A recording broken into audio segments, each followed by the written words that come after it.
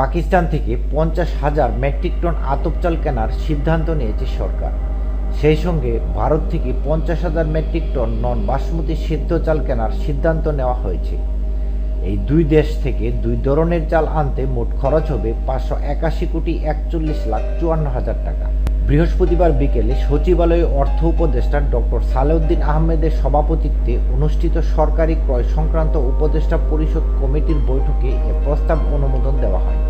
বৈঠক সূত্রে জানা যায়, খাদ্য মন্ত্রণালয় পাকিস্তান সরকার থেকে সরকার G2G পর্যায়ে 50,000 মেট্রিক টন আতপ চাল কেনার প্রস্তাব দেয়।